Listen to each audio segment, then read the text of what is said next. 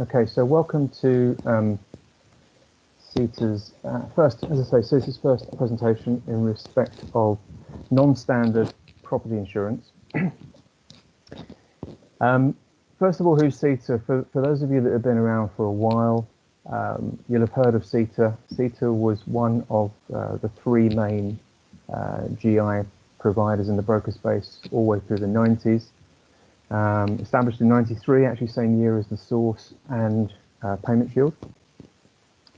And all the way through the, as I say, all the way through the 90s, they through the process of floppy disks and then a digital platform operated in the GI space, offering a range of property insurance proposals and comparisons for the broker market.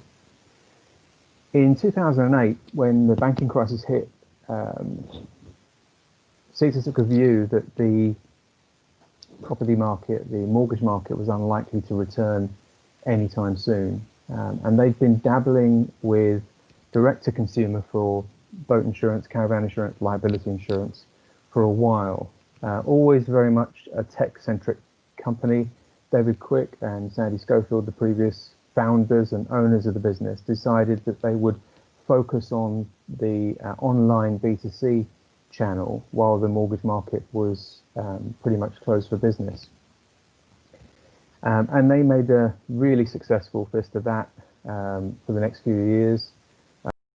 Roll forward to 2017, and through a leveraged buyout, Sandy and David sold the business to the management team, and the management team then set about reorganizing the business. First thing they did was to reinvigorate the broker channel, which had been largely left to its own devices for the previous few years. Created a new platform, which I'll come on to in a second, and set about trying to develop the broker market itself while still continuing with their B2C ambitions. We've got about 120 staff based in North Oxfordshire, a place called Chipping Norton. And I joined about 5 months ago, so right in the middle of lockdown. I was previously running Source Insurance for close on 7 years, and prior to that, I was responsible for sales and marketing at Assurant. So I know this market really well. A big fan of non-standard. It was something that we dabbled with at Source. Not available now through Source because those providers have gone, but it was certainly something that I was a big supporter of. So I saw a real opportunity when I got to Ceta to really leverage the non-standard credentials because it's becoming a big part of the market, and I'll explain why in a second. Okay, so we talk about non-standard insurance being a big part of, well, I've just mentioned it's a big part of the market.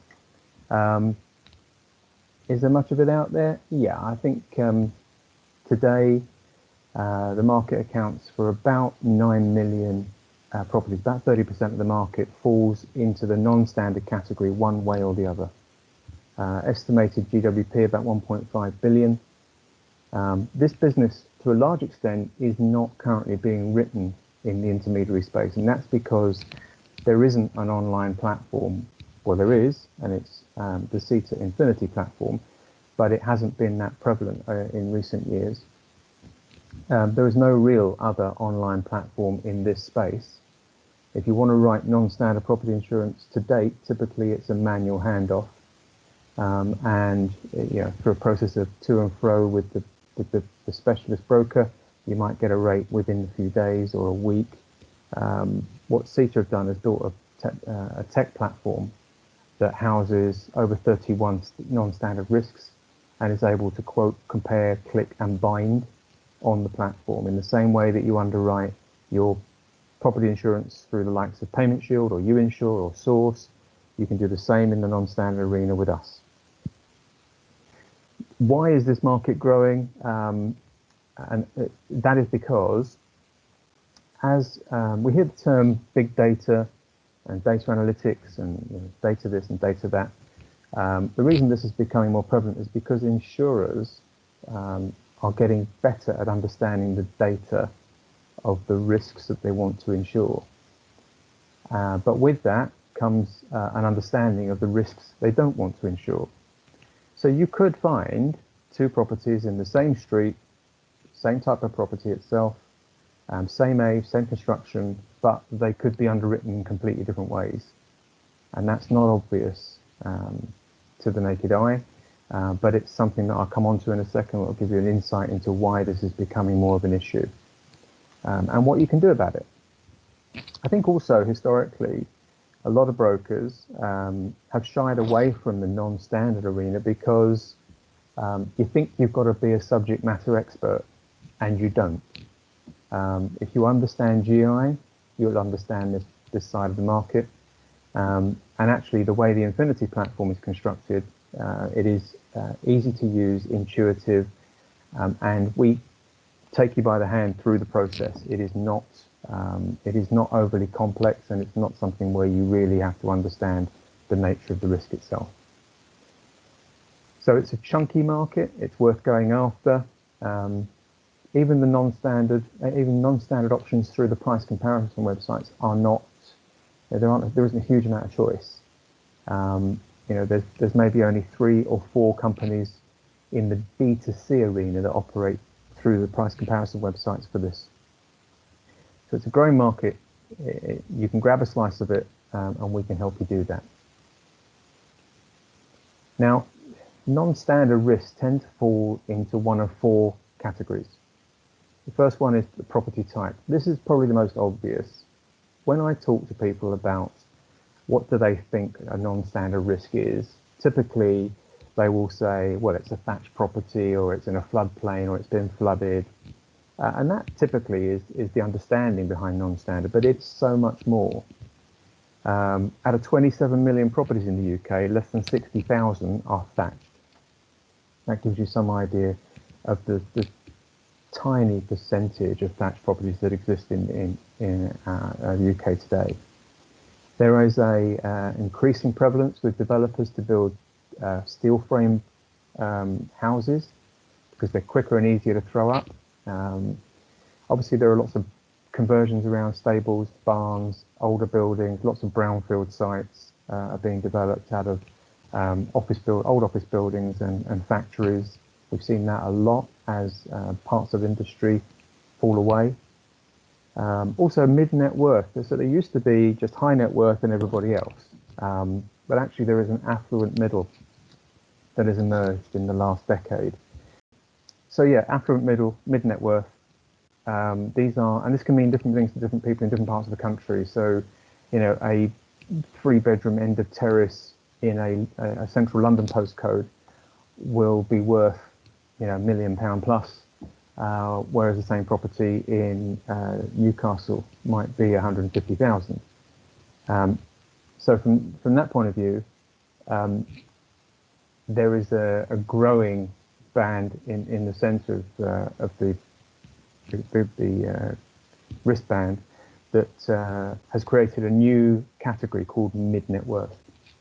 And these are typically not people that have, so high net worth would typically be somebody with a bunch of valuable paintings or an important collection, or have specific items worth a lot of money that they want to insure or cover, and properties worth £2 million plus that need a rebuild value in excess of £1 million, £1.5 million. Mid-net worth is the level just below that, but above standard. So it doesn't fit vanilla and needs specific attention. So a good example I can give you is that we had a client who property wasn't that amazing. It's a £750,000 house, 400,000, 450,000 rebuild, but he wanted to insure a copy, and this is a copy, of the Dead Sea Scrolls, valued at £25,000 under specified personal possessions. We covered it online, but that gives you an example of where a mid-net worth type product might fit in. So anything gets rejected by the standard vanilla platforms that you use currently, that's where mid-net worth will come in. And obviously listed buildings is important, becoming increasingly important in our heritage. The property, the condition of the property and its location whether it's going, it's being built, whether it's self-build, whether it's undergoing renovation work. If it has more than 20% of the roofing is flat, if it's been underpinned in the past, or if it is in a flood risk postcode, or if it's a subsidence risk. All of those qualify as non-standard, and there is an increasing number of those, especially in the kind of Midlands and northern part of the country, where there is a strong historic mining community that no longer exists. Third one is how the property is used. Now, unoccupied is a biggie for us. We've got high levels of quotability for this, from 60, 90, 120, 12 months unoccupied. We can cover all of those online. And that could be a second property, it could be a rental property, it could be that somebody lives abroad 6 months of the year. Doesn't matter, we can cover it for long periods of unoccupied. Who'd have thought at the beginning of the year that the vast majority of us would be working from home? I suspect at the back end of this pandemic, there'll be a significant number of people continuing to work from home. Standard property insurance, vanilla property insurance, doesn't cover that adequately, if at all. It doesn't cover the liability, it doesn't cover people visiting the property, it doesn't cover stock, it doesn't cover equipment. They're just not fit for purpose. We have all this on the platform. There is also now a propensity for people to work from home in their gardens, so using what we call shepherding huts.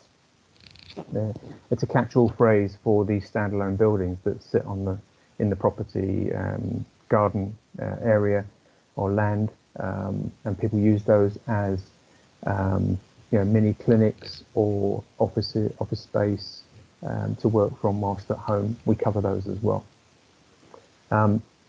Growing part of the market is this gig economy, often talked about, Airbnb, Wimdu, etc. Rent a room, as people are looking to make more money. Airbnb is an important one because 750,000 people the last 12 months rented out either a room or the entire property at least once over the course of the previous 12 months using a platform like Airbnb. With property usage like Airbnb, the policyholder is obliged to tell their insurer they're doing it, even though they may not require cover with their insurer because they might have arranged cover elsewhere with somebody like Guardhog, and we have an association with Guardhog as well. Guardhog operate a policy that sits on top of the property insurance, but our property insurance policies include it as well if they want to. But what Guardhog are telling us that they're finding on a lot of cases is the moment their customer goes to tell their insurer they're doing this, even though they don't require cover, their insurer is avoiding their policy. They don't want the risk at all. So it's a problem that hasn't been solved. We have a solution. At least half of our panel will provide cover for Airbnb use and shared use, lodgers, rent a room, etc. And obviously residential let property, a lot of those have specialist non-standard needs, whether they be because they're based above a shop, or they have some commercial aspect to them, or they're a particular type of construction, or it's an HMO, doesn't matter. We're able to offer cover in those areas as well. And the last set of circumstances is the personal circumstances of the policyholder. Now, most insurers now will include lifestyle data when they're underwriting individual policyholders. Most of you will know this because if you've arranged a mortgage for a client of yours and then they've gone away to sort out their own home insurance, and you've tried to issue the offer but found that at the last minute the cheque that's been rerun by Halifax or Abbey or whoever it happens to be has come back with an extra set of conditions because the client's credit rating has changed. That's because they've gone away and tried to source their own GI, and their credit rating has gone up because every insurer runs a credit check. Because lifestyle data makes up part of the propensity to claim analytics used by insurers. So we can cover people with adverse claims history, whether it's, through no fault of their own. Policyholders can have 2 or 3 claims in a 5-year period. The property might be subject to probate. The policyholder may have county court judgments, bankruptcy, or bad credit. And that's going to be the case, I think, for an increasing number of your clients coming out of this pandemic, because a lot of people are really suffering, and consequently their credit rating is going to take a bit of a battering. And obviously ex-offenders and those people in high-risk occupations. The football supporters amongst you will know about the celebrations that Liverpool had a little while ago, the Liverpool football team had when they won the league. 2 of their players, because obviously the burglars knew they were out celebrating, 2 of the players got their properties burgled. And these are mid and high net worth individuals. Expensive cars, expensive jewelry were taken as a result. So that would be classed as a high risk occupation. But there are many others that you take a look at it and think, I don't understand why that's a high risk occupation.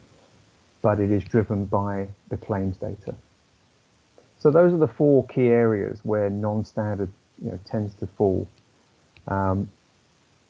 This graphic just gives you an indication of the type of risks that we handle that are most common.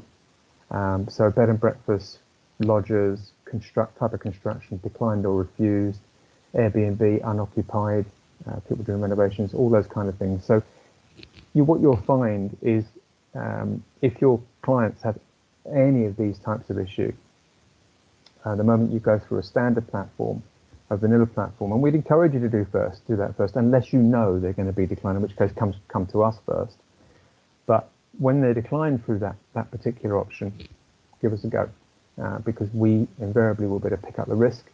And even for the really quirky ones, if we can't do it online, we'll be able to do it off panel, because we've got 9 on panel and we've got a further 5 off panel that we can call on, and we're adding new ones all the time. So we've got 3 in build for the rest of this year. And what we do is we look at the quotability and the claim data, and we match that against risks that we're not, where we've got gaps, and we look for providers that can fill those gaps.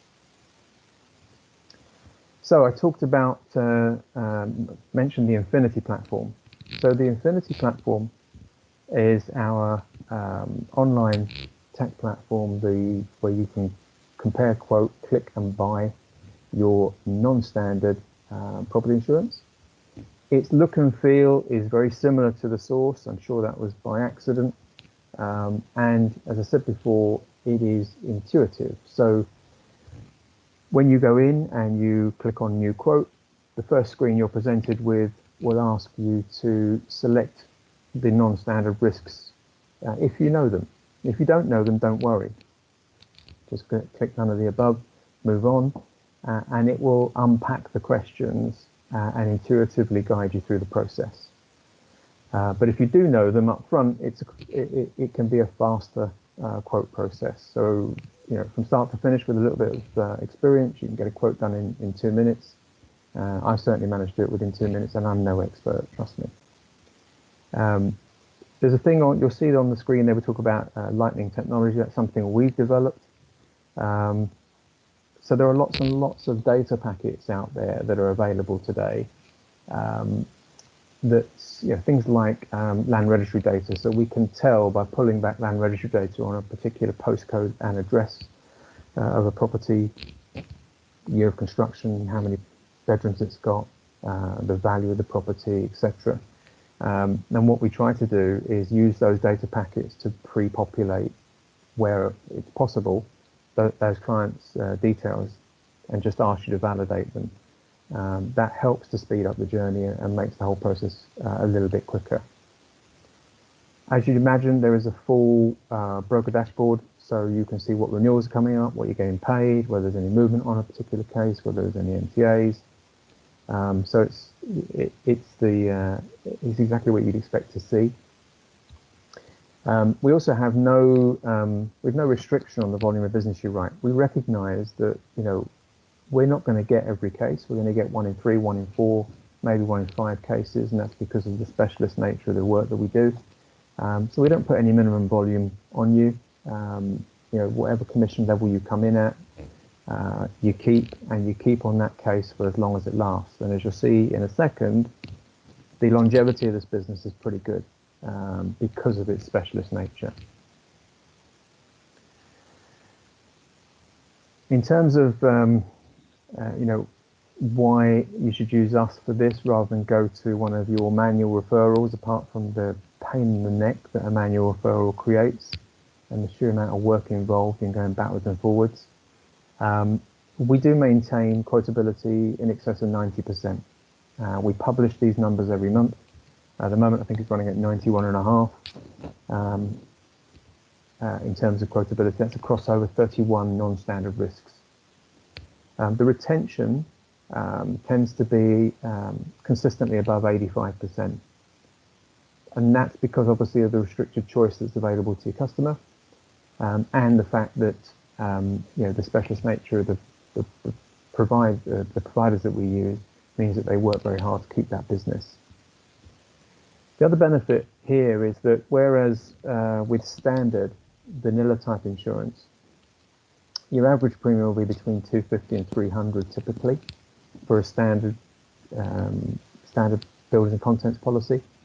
Our average non-standard premium is in excess of 450, and some are considerably higher. But that is what those clients are used to paying, which means that the level of earnings on the back of this, year in, year out, are considerably higher. We also have a unique MGA capacity. Let me explain that because we love our acronyms in this industry. If you're not aware of an MGA, it means managing general agent. So we have, if you like, our own mini insurance company. Our MGA is called ARKL, A-R-K-E-L, ARKL Underwriting. ARKL operates under capacity from Chaucer. And what that means is that in many cases, we can move faster, we can create bespoke products, and we can operate in smaller volumes than the vast majority of the bigger insurers. Because if you take a specialist type of risk for a big insurer, unless it's in excess of 2, 3, 4 million GWP, they're not interested. We can create schemes in excess of £250,000 GWP if we think there's a market for it, and we can do it quickly using ARKL.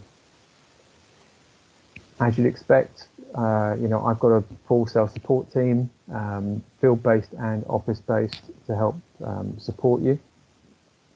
Our average answer time is about 15 seconds, so you won't wait long to talk to somebody if you call in. We've also got a live chat facility online, and I'm in the process during the rest of this year of updating the website and updating the contact strategy as well, contact mechanisms. Lots of online and offline support, lots of marketing support, and training, whether you need that to, you need to train an admin assistant, or you need to train you or your team. We can do that online, or COVID willing, we can do it on your premises as well. And this type of GI is incremental to your business, and it's one of the few channels left to build embedded value. So when you finally come around to selling your business, because that's the reason you're in business, right? Is to build an asset. When you finally come around to selling your business, any potential purchaser will be looking at the embedded value of that business. So where's the long-term income? GI, along with funds under management, are two of the only real areas left where embedded income, embedded value is built into the business. I know a number of brokers this year that have been grateful for the income generated by their GI books, because it's meant that they've been able to meet their payroll and open the doors, metaphorically, without having to worry too much about writing an awful lot of business on top of that at a time when it's been very difficult to do so. So building up your GI book is a really good idea. We're keen on buying it back at some point in the future if you want to sell it. But actually, if you want to sell your practice, it's one of the real valuable elements of the business. I'll give you an example of that. Mortgage Advice Bureau, who most of you will know or know of. Mortgage Advice Bureau floated on the stock exchange just over a year ago. Mortgage Advice Bureau 25% of their embedded income is through their GI book. They've always been very, very good at writing GI business. Now, it's no surprise that they had a very successful flotation and they continue to grow. Okay, so I promised you this would last, technical hiccups notwithstanding. I promised you this would last no longer than 30 or 35 minutes. I guess, you know, in terms of questions, if anybody's got any specific questions, I'll do my best to try and answer it now. If you haven't, or you think about one afterwards, then drop us an email. You can access everything you need through Ceta. You can access through the website. So if you just go online to ceta.co.uk, you can register. If you haven't got an agency with us today, you can register through that and we'll set you up. Equally, if you want to talk to somebody, contact us on the Infinity number there, which is 647 888. As I say, the call will be answered really quickly and the team will be able to help you with any of your queries.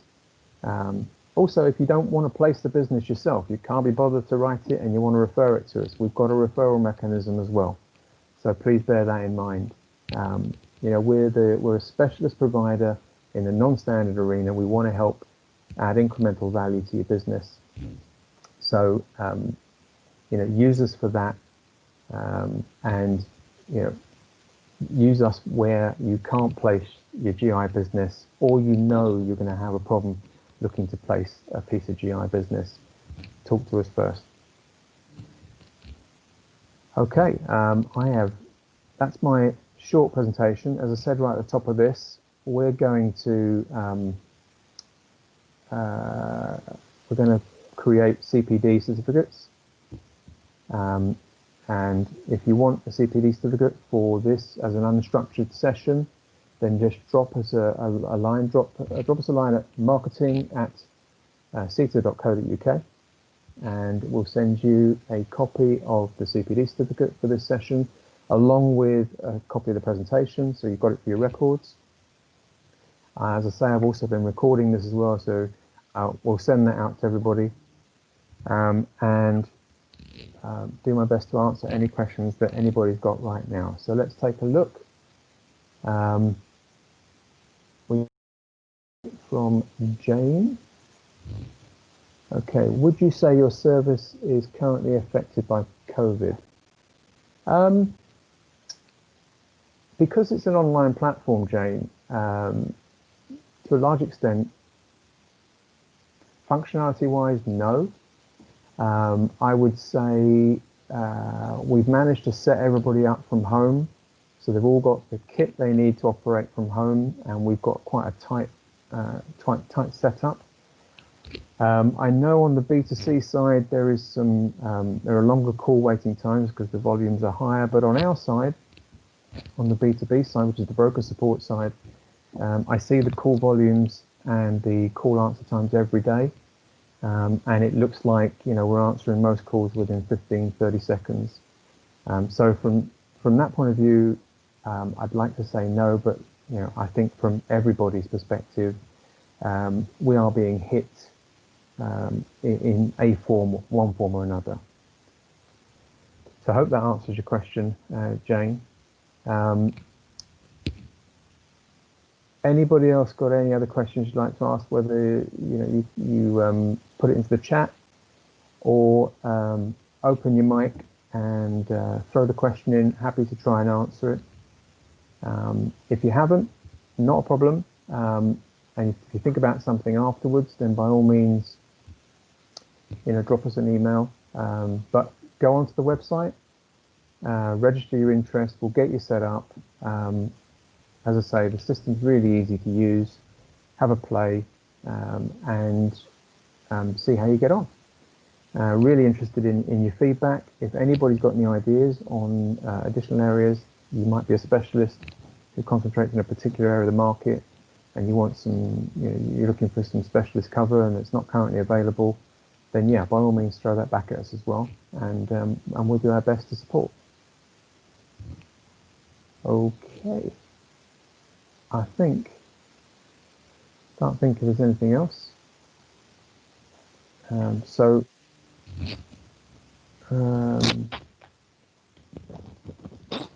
Okay, it's been asked. Andy has asked, can you confirm the email address again? Okay, so there are a couple of email addresses, Andy. If you want CPD, then go to marketing. So it's marketing@ceta.co.uk. If you want access to the Infinity team, then you can email infinity@ceta.co.uk. Failing those two, if you forget or you write it down wrong, then drop us a go to the website, and the contact details are in there as well. So great turnout. Thank you very much for everybody for making the effort to attend. We'll get those details sorted and sent out to you shortly. Thanks once again from me and the rest of the team, and I hope you have a successful rest of your day. So cheerio. Thanks very much.